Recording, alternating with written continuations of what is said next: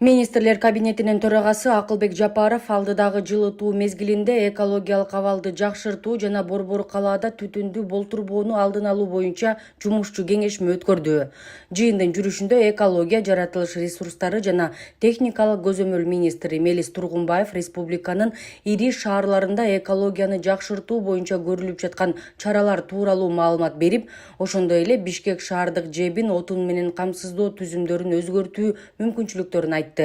Тагыраагы көмүрдүн ордуна жаратылыш газын пайдалануу.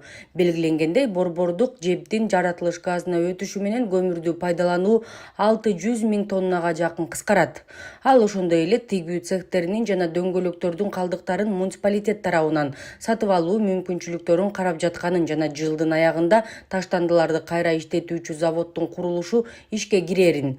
Мындан тышкары таштанды төгүүчү жайлардагы өрт толугу менен өчүрүүлөрүн кошумчалады. Өз кезегинде Акылбек Жапаров Бишкек шаардык жебин жаратылыш газына өткөрүүдөгү эсептөөлөрдү, анын ичинде камсыз кылууну эске алуу боюнча кошумча тапшырмаларды берди.